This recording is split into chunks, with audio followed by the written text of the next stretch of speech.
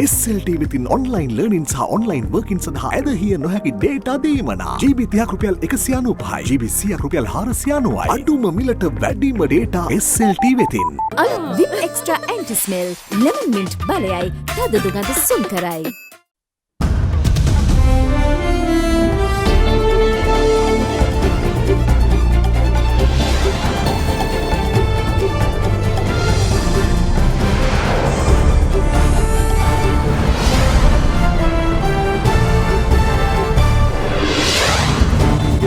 අද 2020 අගෝස්තු 18 අඟහරුවාදා සිරස්තල. අද සිට දින 4ක් දිවයින පුරා පැයක විදුලිය කප්පාදුවක්. හදිසි විදුලිය බිඳ වැටීමේ අලාභය රුපියල් කෝටි 100ක්. මහා පරිමාණ මත්ද්‍රව්‍ය ජාලයක තොරතුරු අනාවරණ වෙයි. නාකොටික් නිලධාරියෙක් කොවිඩ් සමයේ කුඩු කිලෝග්‍රෑම් 130ක් ප්‍රවාහනය කරලා. රැඳවියන්ට සැපදුන් සම්පායෝ ඇතුළු නිලධහරින් 31 දක්වා රිමාන්ඩ්. සම්පායෝ මද්‍රව්‍ය ජාවාරම් කර ඇද්දැයි පරීක්ෂණ. සහරාන්ට ඉන්දියාවට යාමට බදයුදීන්ගේ සහෝදරයෙක් සහය දීලා. හිටපු හමුදාපතිත් දැන සිට ඇති බව පාස්කු කොමිසමේදී හෙළිවෙයි. පිල්ලයන්ට අභිනව පාර්ලිමේන්තුවේ පළමු සැසියට සහභාගී වීමට අධිකරණයෙන් අවසර. ඇල්කොහොල් අඩංගු හෑන්ඩ් සැනිටයිසර් භාවිත කරන්න. ලෙඩ රෝග ඇති කරන විෂ බීජවලට එරෙහිව සටන් කරන්න. හඳුන්වා දීමේ මිල රුපියල් 350යි. වඩාත්ම සිනිඳු රැවුල බෑමකට Big Easy 2 රේසරය හරිම සුමුදුයි. From Ada Derana, this is Ada Derana Prime Time with Dilka Saman Mali and Shatara Alvis. Live from Studio 4 in Colombo. ආයුබෝවන් ඔබ අදත් එක්වන්නේ ලංකාවේ අංක එකේ සහ විශ්වසනීයම පුවත් විකාශය අද දෙරන 6:55 සමගයි. නොරොච්චොලේ විදුලි බලාගාරයේ විදුලි ජනන කටයුතු යථා තත්ත්වයට පත් කරන තෙක් අද සිට දින 4ක කාලයක් දිනකට පැය බැගින් දිවෙන පුරා රාත්‍රී කාලයේ විදුලිය විසන්ධි කරන බව ලංකා විදුලි බල මණ්ඩලය නිවේදනය කරනවා.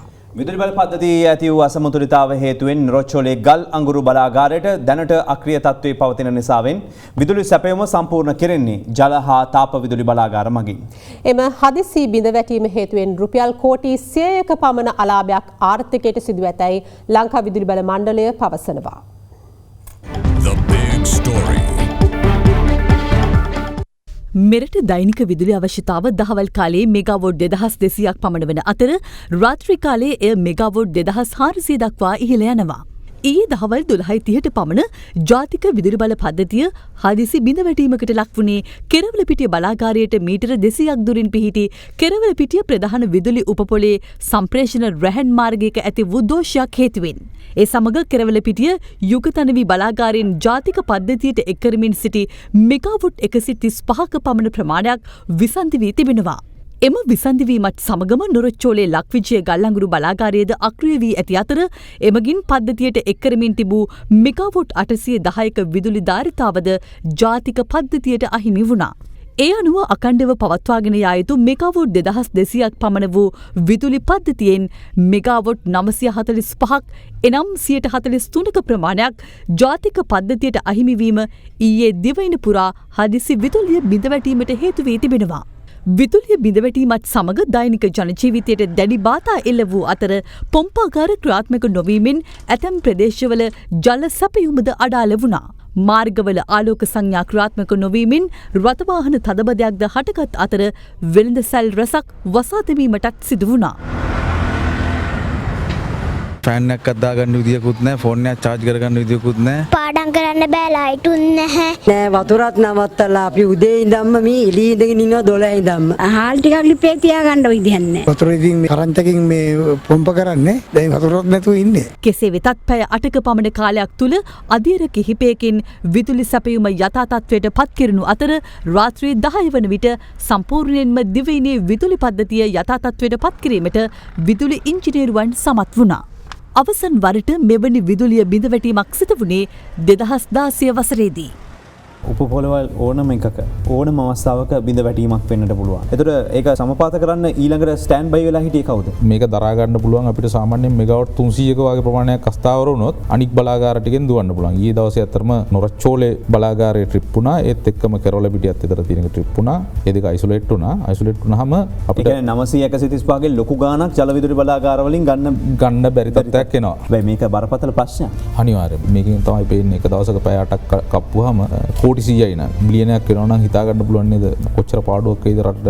අපිට කැලණිතිස්ස බලාගාර තිබ්බනම් අපිට කොළඹ කප්පාදුවක් නොකර කරන්න තිබ්බා. ඒ වගේම මං කිව්වේ අර පරක්කු වීම ග්‍රිඩ් උපපොළවල් සහ ට්‍රාන්ස්මිෂන් පද්ධතියේ යම් පරක්කුවක් තියෙනවා සිදු වෙලා තියෙනවා. ඒවා ටිකත් අපි යථා තත්ත්වයට පත් කරන්න ඕනේ කියන දැඩි විශ්වාසයකින් ඉන්නවා. 2016 ඇත්තරම සාධනීය පියවරල් ගත්ත හින්දා තමයි මං හිතන්නේ අවුරුදු 4ක් විතර මේක තිබ්බේ නැත්තේ. පද්ධතියේ ඇති වූ අසමතුලිතතාව නිසා දැනට අක්‍රිය තත්ත්වයේ පවතින නොරොච්චෝලේ ගල්ලංගුරු බලාගාරයේ යථා තත්ත්වයට පත්වීම සඳහා දින 4ක පමණ කාලයක් ගතවනවා. එතෙක් විදුලි අවශ්‍යතාව සම්පූර්ණ කෙරෙන්නේ ජල හා තාප විදුලි බලාගාර මගින්. රොච්චෝලේ බලාගාරය බොයිලර් එකේ ටෙම්පරේචර් එක දුවන්නේ 500කින් වගේ. ඒකට වතුර පුරවන්න අපහු සෙන්ටිග්‍රේඩ් අංශක 200 විතර අඩු කරන්න ඕන. අඩු කරලා පුරවලා අපහු හීට් කරන්න දවස් 4-5ක කාලයක් යනවා. ඒ වගේ ට්‍රිප් වෙලා තියෙන්නේ. අනිවාර්යෙන් මේ එතකොට අපිට මේක ස්ටාර්ට් කරගන්න ආපහු ස්ටාර්ට් කරන්න දවස් 4-5ක් යනවා. දැනට තියෙන තත්ත්වයන් ඔබතුමා කියනවා කිසිම කඩාකප්පල්කාරී ක්‍රියාවක් නැහැ කියලා. දැනට තියෙන හැටියට නම් කඩාකප්පල්කාරී ක්‍රියාවක් නෙවෙයි කියලා තමයි අපි විශ්වාස කරන්නේ. ඉතින් අපි බලමු පරීක්ෂණයෙන් හරියට මොකක්ද කියලා. ලංකා විදුලි බල මණ්ඩලයේ ශ්‍රී ලංකා නිදහස් සේවක සංගමය පවසන්නේ ඊයේ සිදු වූ විදුලිය බිඳවැටීම කිසිසේත්ම කඩාකප්පල්කාරී ක්‍රියාවක් නොවන බවයි. දෛනික අවශ්‍යතාවය නිතර නිතර අඩු වැඩි වෙනකොට අවශ්‍ය ප්‍රමාණයට පද්ධති පාලන ඉංජිනේරු මහතුන්ට අතින් මේ වැඩේ සිද්ධ වෙන්නේ. නමුත් හදිසියෙ මෙගාවට් 300ක විතර කෙරවලපිටිය බලාගාරයේ බිඳ වැටීමක් සිද්ධ වුණාන් පස්සේ පද්ධතිය අපි අති ගිලිහියමක් සිද්ධ වුණා. එම නිසා සියලුම බලාගාර නොරොච්චෝලෙත් එක්ක සියලුම බලාගාර ඩ්‍රොප් වීමක් වුණා. ඒක නිසා මම වගකීමෙන් කියනවා රාජ්‍ය අපහසුතාවයට පත් කරන්නවත් එහෙම නැත්නම් වෙනත් පාර්ශවයක් අපහසුතාවයට පත් කරන්නවත් සිද්ධ වෙච්ච දෙයක් නෙවෙයි. කෙරවලපිටිය ප්‍රධාන විදුලි උපපොළේ ඇති වූ තාක්ෂණික දෝෂය පිළිබඳ සොයාබැලීම සඳහා විදුලි බල අමාත්‍ය ඩලස් අලහප්පෙරු මහතාගේ උපදෙස් පරිදි නව දෙනෙකුගෙන් සමන්විත කමිටුවක් මේ වන විට පත් කර තිබෙනවා. විදුලි බල අමාත්‍යංශයේ ලේකම් වසන්තා පෙරේරා මහත්මිය සඳහන් කළේ අතිරේක ලේකම් හේමන්ත සමරකෝන් මහතාගේ සභාපතිත්වයෙන් මෙම කමිටුව අද රැස් වූ බවයි. කමිටු වාර්තාව සතියක් ඇතුළත ලබා දෙන ලෙස අමාත්‍යවරයා නියම කර තිබෙනවා. මේ අතර නොරොච්චෝලේ විදුලි බලාගාරයේ විදුලි ජනන කටයුතු යථා තත්ත්වයට පත් කරන තෙක් අද සිට දින 4ක් දිනකට පැයක කාලයේ බැගින් රාත්‍රී කාලයේ දෙවෙනි පුරා විදුලිය විසඳි කෙරෙන බව ලංකා විදුලි බල මණ්ඩලය පවසනවා. විදුලි බල මණ්ඩලයේ සභාපති ඉංජිනේරු විජිත හේරත් මහතා සඳහන් කළේ ඒ අනුව දෙවෙනිම කලාප 4කට වෙන් කර අවස්ථා 4කදී එම විසඳි කිරීම සිදු කෙරෙන බවයි. ඒ අනුව පළමු කලාපයේ පස්රු 6 සිට 7 දක්වාත් දෙවන කලාපයේ පස්රු 7 සිට 8 දක්වාත් තුන්වන කලාපයේ රාත්‍රී 8 සිට 9 දක්වාත් සිව්වෙනි කලාපයේ රාත්‍රී 9 සිට 10 දක්වාත් විදුලිය විසඳි කෙරෙනු ඇති. විදුලි සැපීමේ දෛනික ඉල්ලුම අනුව අවශ්‍ය වුවහොත් පමණක් දිවා කාලයේදීද මෙම විසඳි කිරීම සිදුවන බව විදුලි බල මණ්ඩලය සඳහන් කළා. ඒ අනුව කලාප 4ක් සඳහා පෙරවරු 10 සිට පැය 1 මිනිත්තු 45 පැකින් පස්වරු 5 දක්වා දිවා කාලයේ විදුලිය විසඳි කෙරෙනු ඇති. අදාළ කලාප පිළිබඳ වැඩිදුර තොරතුරු www.adadirana.lk වෙබ් අඩවියෙන් ලබාගත හැකියි. The big story. සෙලාන් බැංකුව සුහද හදක් ඇති දේශීය බැංකුව. මහා පරිමාණ මද්‍රව්‍ය ජාලයක සුල මුල සොයා ගැනීමට පොලිසිය අද සමත් වුණා. ඒ අනුව එම ජාලයේ පුද්ගලයන් සිව් දෙනෙකු මේ වන විට අත්අඩංගුවට ගෙන ඇති අතර එහිදී කොළොන්නාව නගර සභාවේ වැඩ පරීක්ෂකවරයෙක්ද හෙරොයින් කිලෝග්‍රෑම් එකක් සමග පොලිස් අත්අඩංගුවට පත් වුණා. පාතුක්ක හා හෝමාගම ප්‍රදේශ ආශ්‍රිතව සිදු කරගෙන ගිය මහා පරිමාණ මද්‍රව්‍ය ජාවාරමේ ජාලය හඳුනා ගැනීමට පාදුක්ක පොලිසිය සමත් වුණා. පාදුක්ක පොලිසිය විසින් හෙරොයින් මිලිග්‍රෑම් 10ක් ද සමගින් පුද්ගලයෙකු අත්අඩංගුවට ගැනීම එහි ආරම්භයයි. මෙලෙස අත්අඩංගුවට ගැනුණේ සුදත් ප්‍රියදර්ශන නැමැති 27 හැවිරිදි අයෙක්.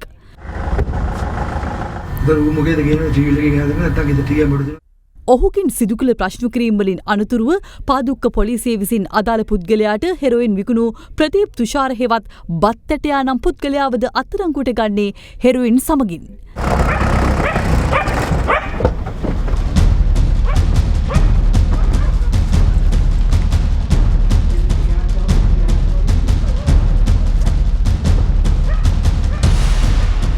අනතුරුව බත්තටයාගෙන් ලබාගත් තොරතුරු අනුව පාදුක්ක පොලිසිය විසින් කොළොන්නාව කැප්පැටිපොළ ප්‍රදේශයේදී හෙරොයින් ග්‍රෑම් 10ක් සමග චානක ප්‍රසාද් නම් පුද්ගලයෙකු අත්අඩංගුවට ගනු ලබනවා.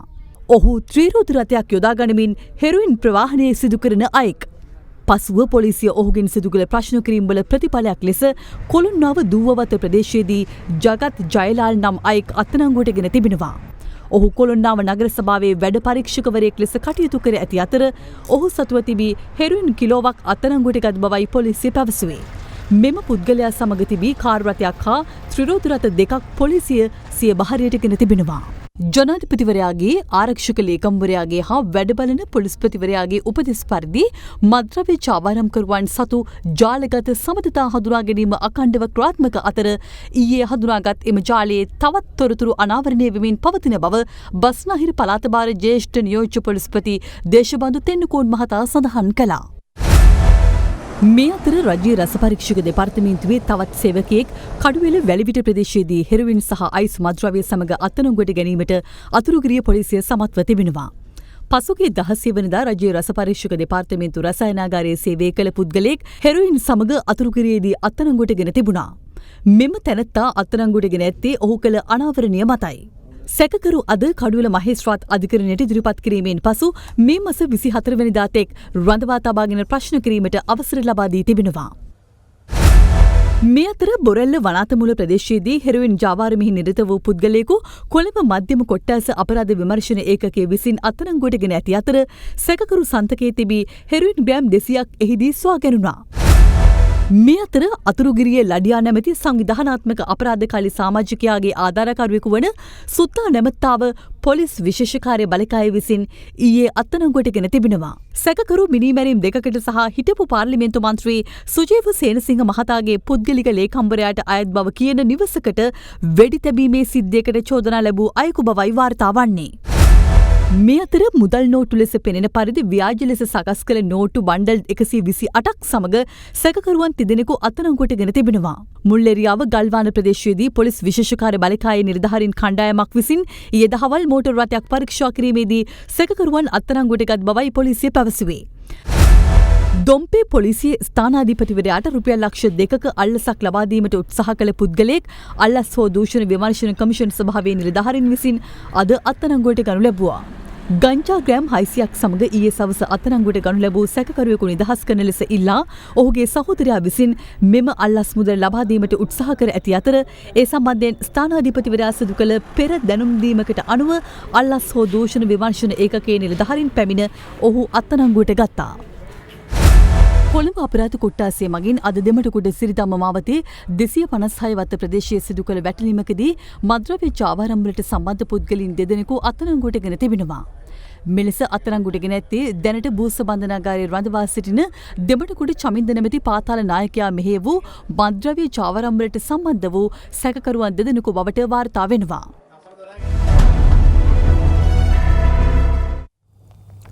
මීගමුව බන්ධනාගාරයේ හිටපු අධිකාරී අනුරුද්ධ සම්පායෝට එරෙහිව මද්‍රව්‍ය චාවාරම් විමර්ශන ආරම්භ කර ඇති බව නියෝජ්‍ය සොලිසිටර් ජෙනරාල් දිලීප පීරිස් මහතා අද අධිකරණයට කරුණු වාර්තා කළා. ඒ මීගමුව බන්ධනාගාරයේ හිටපු අධිකාරී අනුරුද්ධ සම්පායෝ ඇතුළු වැඩතහනමට ලක්ව සිටින බන්ධනාගාර නිලධාරීන් සිව් දෙනාට අදාළ නඩුව අද මීගමුව මහේස්ත්‍රාත් අධිකරණය හමුවේ කැඳ වූ අවස්ථාවේ මීගමුව බන්ධනාගාරය තුළ සිදු වූ විෂමාචාර ක්‍රියා සහ රැඳවියන් සමග එක්ව ජාවාරම් සිදු කිරීමෙන චෝදනා මත අත්අඩංගුවටගෙන රක්ෂිත බන්ධනාගාරගතව සිටින මීගමුව බන්ධනාගාරයේ හිටපු අධිකාරී අනුරුද්ධ සම්පායෝ ඇතුළු සැකකරුවන් සිව් දෙනාට අදාළව සිදු කරන විමර්ශන සම්බන්ධයෙන් අපරාධ පරීක්ෂණ දෙපාර්තමේන්තුව අද මීගමුව මහේස්ත්‍රාත් අධිකරණයට වැඩිදුර වාර්තාවක් ඉදිරිපත් කළා.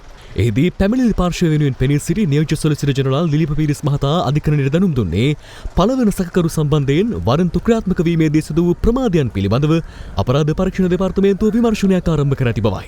ඒ අනුව අගෝස්තු 2 වෙනිදා සිදු කළ සාර්ථක බුද්ධි මෙහෙයුමකින් අනතුරුව සම්පායෝ අත්අඩංගුවට ගත් බවට මේගමුව මූලස්ථාන පරීක්ෂකවරයා සඳහන් තවා තිබුණද එය මෙහෙයුමකින් සිදු කළ අත්අඩංගුවට ගැනීමක් නොවන බව විමර්ශනවලදී හෙළි වී ඇතැයි නියෝජ්‍ය සොලිසිටර් ජෙනරාල්වරයා අධිකරණය හමුවේ ප්‍රකාශ කළා. ඔහු වැඩිදුරටත් අධිකරණයට පෙන්වා දුන්නේ අනුරුද්ධ සම්පායෝ පොලිස් බහරයටගත් ස්ථානීය CCTV දර්ශන පරීක්ෂා කිරීමේදී ඔහු රතු පැහැති ඩිස්කවරි ස්පෝර්ට්ස් වර්ගයේ ජීප් රථයකින් බැස පැමිණ මේගමුව මූලස්ථාන පොලිස් පරීක්ෂකවරයාගේ රථය අසලට ඇවිද යන ආකාරය එහි සටහන් වී ඇති බවයි.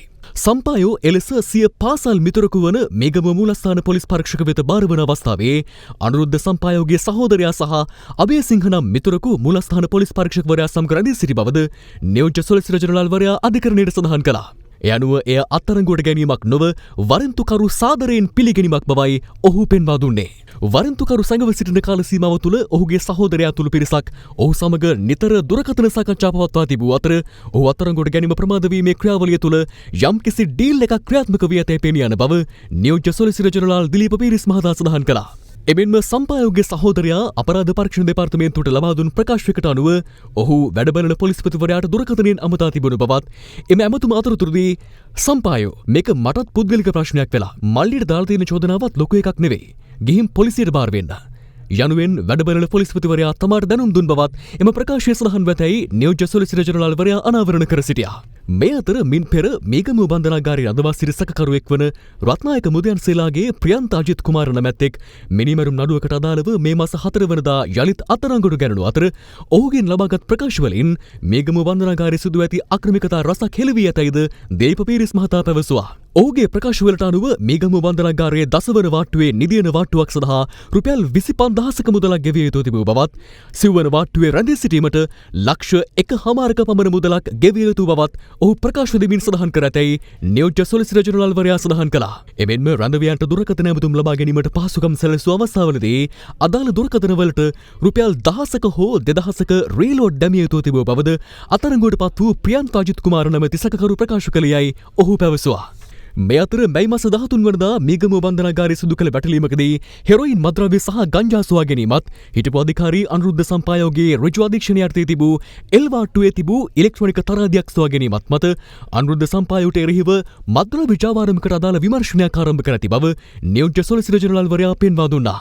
මේ හේතුවෙන් විමර්ශන මූලික අවධියේ පවතින මෙවන් අවස්ථාවක සැකකරුවන්ට ඇප ලබා දීම කිසිසේත්ම සුදුසු නොවන බැවින් ඔවුන්ට ඇප ලබා දීම සම්බන්ධයෙන් නීතිපති දෙපාර්තමේන්තුව දැඩි ලෙස විරුද්ධ වන බව නියෝජ්‍ය සොලිසිටර් ජෙනරාල්වරයා අධිකරණයට දැනුම් දුන්නා.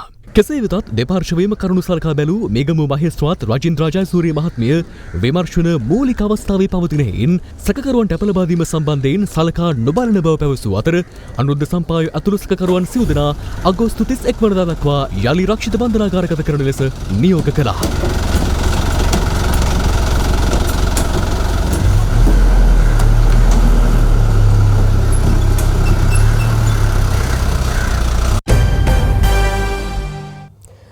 රිමාන්ඩ් භාරයේ පසුවන පොලිස් මද්‍රව්‍ය නාශක කාර්යාංශයේ නිලධාරීන් කොවිඩ් වසංගතයේ පැවති ඉකුත් අප්‍රේල් මාස මාතර සිට මත්කුඩු කිලෝග්‍රෑම් 130ක රැගෙන විත් හික්කඩුව සහ පාර්ලිමේන්තු ආසන්නයේ පිහිටි කිඹුලාවල ප්‍රදේශයේදී මද්‍රව්‍ය ජාවාරම්කරුවන්ට ලබා දී ඇතැයි අද අධිකරණය හමුවේ අනාවරණ වුණා.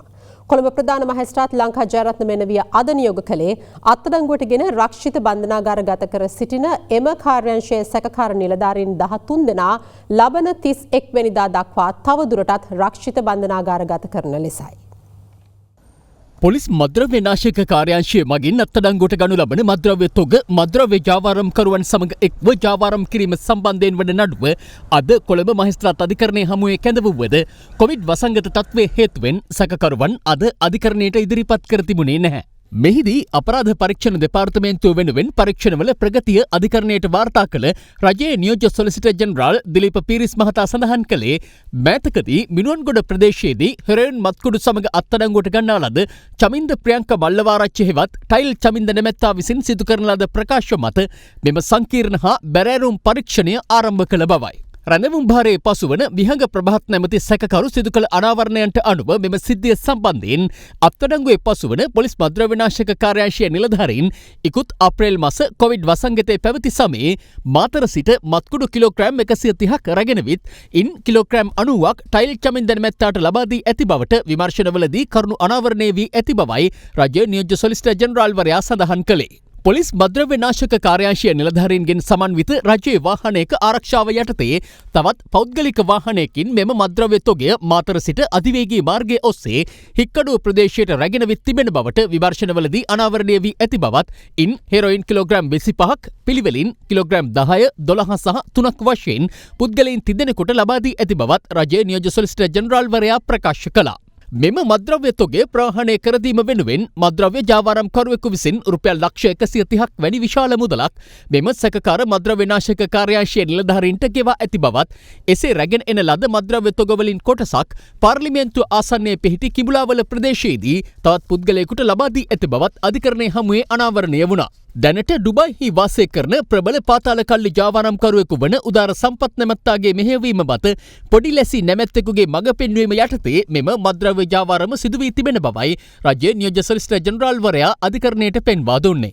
එම කටයුතු වලට මෙම සැකකාර මද්‍රව්‍ය නාශක කාර්යාංශ නිලධාරීන් සහාය වී ඇති බවට තොරතුරු අනාවරණය වී ඇතැයිද ඔහු පැවසුවා. අත්අඩංගුවේ පසුවන පොලිස් මද්‍රව්‍ය නාශක කාර්යාංශයේ නිලධාරීන් සන්තකයේ තිබී අත්අඩංගුවට ගන්නා ලද රුපියල් 328 ලක්ෂ 93,000ක මුදලක් මේ වන විට අධිකරණ නියෝග මත විශේෂ ගිණුමක තැන්පත් කර ඇති අතර සැකකරුවන් මෙම සංවිධානාත්මක ජාවාරම නීතිය රැකවරණයද සහිතව සිදු කර ඇති බව රජයේ නියෝජ්‍ය සොලිසිටර් ජෙනරාල්වරයා පෙන්වා දුන්නා. මෙම සැකකරුවන් මද්‍රව්‍ය කාර්යාංශය තුළ මද්‍රව්‍ය සාද පවත්වා ඇති බවටත් ඇතැම් අය අයිස් නැමැති මද්‍රව්‍ය පානය කර ඇති බවටත් තොරතුරු ලැබී ඇතැයිද රජයේ නියෝජ්‍ය සොලිසිටර් ජෙනරාල්වරයා විවෘත අධිකරණයේ සඳහන් කර සිටියා.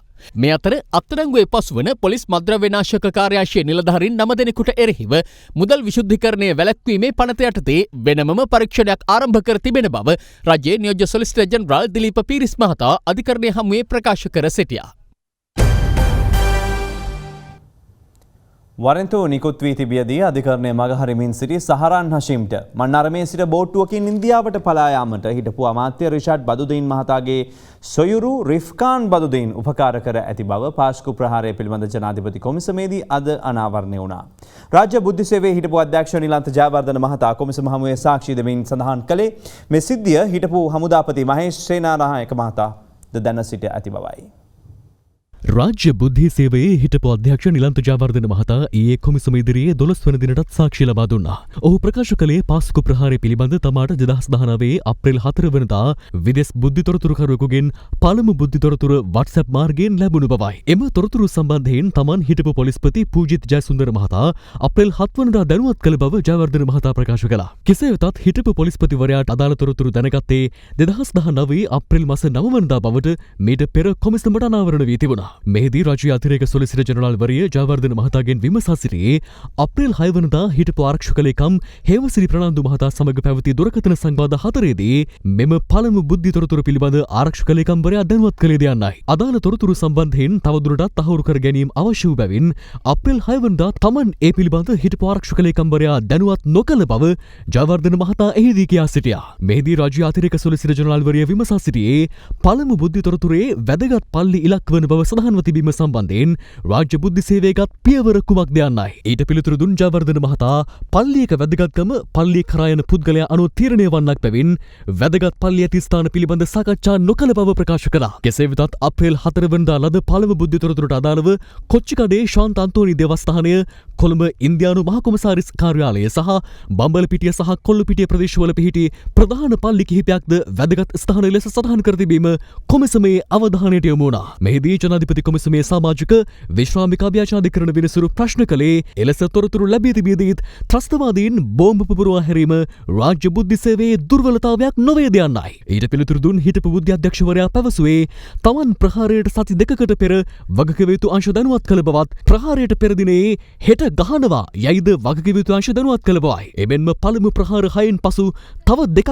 තියෙනවා යයිද පල්ලියක් අසල බෝම්බ පැටවූ ලොරියක් නවතා ඇතයිද තමන් වගකිව යුතු අංශ දැනුවත් කළ බව ඔහු කියා සිටියා. තමන්ගේද වැරදි තිබිය හැකිවත් රාජ්‍ය බුද්ධි සේවය පාස්කු ප්‍රහාරය සම්බන්ධයෙන් සියලු තොරතුරු සපයා ඇති පසුබිමක රාජ්‍ය බුද්ධි සේවයේ ක්‍රියාකලාපය දුර්වලයයි පැවසීම පිළිගැනීමට නොහැකි බව ජයවර්ධන මහතා ජනාධිපති කොමිසම හමුවේ සඳහන් කළා. මේ අතර රාජ්‍ය බුද්ධි සේවයේ හිටපු අධ්‍යක්ෂ නිලන්ත ජයවර්ධන මහතා අද දිනේදීත් කොමිසම හමුවේ සාක්ෂි ලබා දුන්නා. වැඩිදුරටත් නිලන්ත ජයවර්ධන මහතා කියා සිටියේ තමන්ට අප්‍රේල් 4 වෙනිදා ලැබුණු බුද්ධි තොරතුරු එවක ජාතික බුද්ධි ප්‍රධානියා වූ සිසිර මෙන්ඩිස් මහතාට යොමු කළ බවත් ඊට පිළිතුරු තොරතුරු වාර්තාවක්ද තමන්ට ලැබුණු බවයි. එම වාර්තාවේ දැක්වුණේ අධිකරණ වරන්තුවක් ලැබීමෙන් පසු සැඟව සිටි සහරාන් හෂීම් කුරුණෑගල මාවතගම හරහා මන්නාරමට ගොස් එහි සිට ඉන්දියාවේ කාශ්මීරයේ වෙත බෝට්ටුවකින් පලා ගිය වඩු තොරතුරක් යයි නිලන්තු ජයවර්ධන මහතා හෙළිදරව් කරා. එසේම සහරාන් හෂීම්ට එලෙස ඉන්දියාවට බෝට්ටුවකින් පලා යාමට හිටපු අමාත්‍ය රිෂාඩ් බදියුදීන් මහතාගේ සහෝදරයෙකු වන හිටපු උතුරු පළාත් සභා මන්ත්‍රී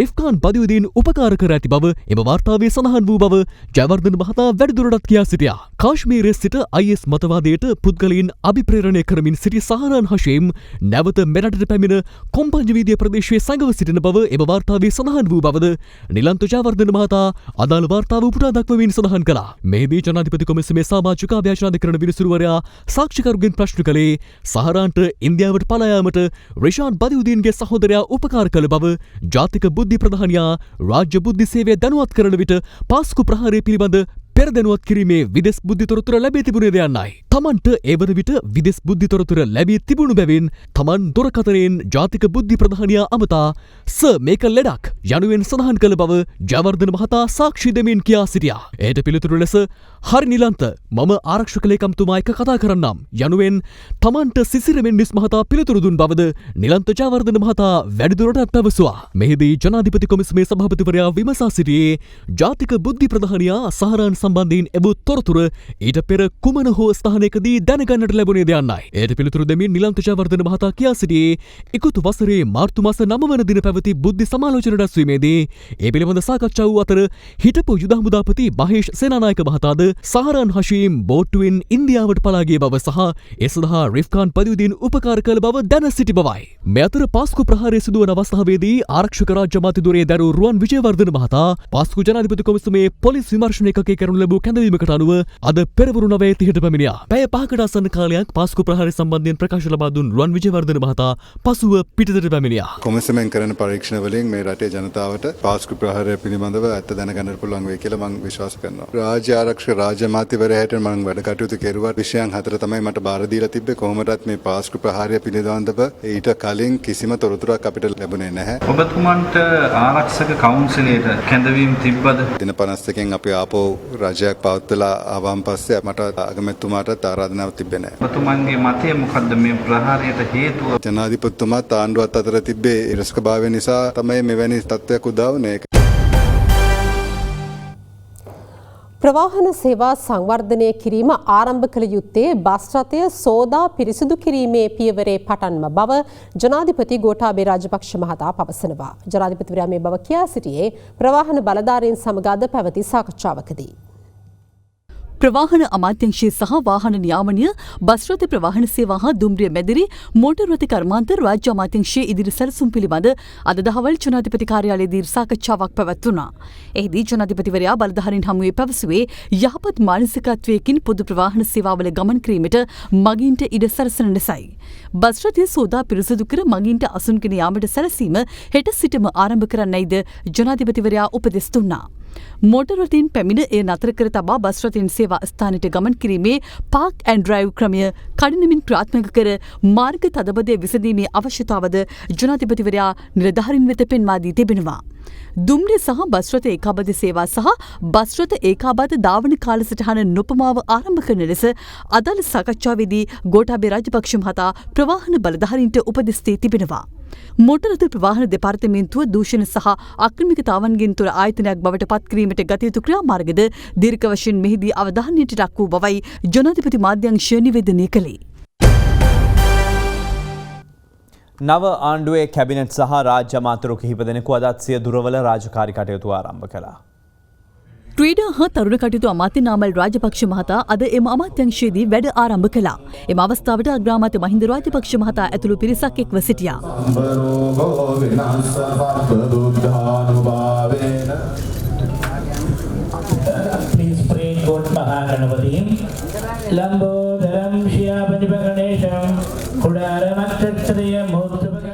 වීහා ධාන්‍ය කාබනික ආහාර එළවලු පළතුරු මිරිස් ලූණු හා අර්ථාපල් වගා ප්‍රවර්ධන බීජ නිෂ්පාදන හා උසස් තාක්ෂණ කෘෂිකර්ම රාජ්‍ය අමාත්‍ය ශෂේන්ද්‍ර රාජපක්ෂ මහතාද අද දුරේ වැඩබාර ගත්තා.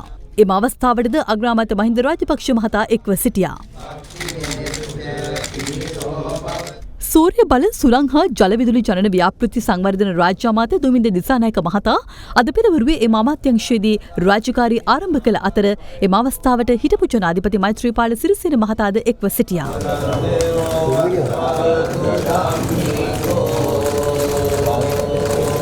මේ අතර වෙළඳ අමාත්‍ය ආචාර්ය බන්දුල ගුණවර්ධන මහතා අද අපනයන සංවර්ධන මණ්ඩලයේ කාර්ය මණ්ඩලය සමග සාකච්ඡාවක නිරත වුණා.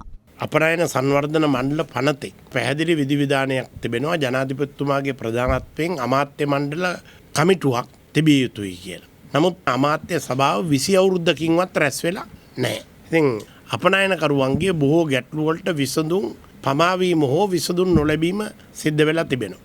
ඒ නිසා ලබන සතියේම කැබිනට් මණ්ඩලයේදී මම මේ පිළිබඳ අවධානය යොමු කරලා ප්‍රතිඵල පෙන්වන්න බලාපොරොත්තු වෙනවා. අපේ ජනබල පක්ෂයට හිමි වූ ජාතික ලයිස්තු මන්ත්‍රී දුරයට පත්කරන පුද්ගලයා සම්බන්ධයෙන් හෙට දිනයේ තීරණයක් ගැනීමට මැතිවරණ කොමිසම තීරණය කර තිබෙනවා. එම් පක්ෂයේ නියෝජිතයන් අද මැතිවරණ කොමිසම සමග පැවති සාකච්ඡාවකින් අනතුරුව මාධ්‍ය වෙත අදහස් දක්වමින් මේ බව සඳහන් කළා. අපේ ජනබල පක්ෂයට හිමි වූ ජාතික ලයිස්තු මන්ත්‍රීදුරය සම්බන්ධයෙන් දැඩි ආන්දෝලනාත්මක තත්ත්වයක් හටගත් අතර පක්ෂයේ හිටපු ලේකම්වරයා ලෙස තම නම මැතිවරණ කොමිසමට ලබා දුන් පූජ්‍ය වේදනිගම විමලතිස්ස හිමියන්ද නම ගැසට් කර අවසන් වනතුරු මෙතෙක් අතුරුදන් වී සිටිනවා. අපේ ජනබල පක්ෂයේ අපේක්ෂකයෙක් ලෙස ඉදිරිපත් වූ පූජ්‍ය අතුරලී රතන හිමියන් මේ සම්බන්ධයෙන් අද මාධ්‍ය හමුවක් පවත්වමින් මෙලෙස අදහස් පළ කළා. මේ අතුරුදහන් වීමේ කතාව සම්පූර්ණ අසත්‍ය කතාවක්. පැහැර ගැනීම කතාව සම්පූර්ණ අසත්‍ය කතාවක්. ඉදිරි කාලය තුල විශේෂයෙන් මට කළ හැකි දේ තමයි ගිවිසුමක් මා අත්සන් කරලා තිනවා. ඒ ගිවිසුම් ප්‍රකාරව ලේකම්වරයා හෝ අනුප්‍රාප්තික ලේකම්වරයා බැඳී ඉන්නවා.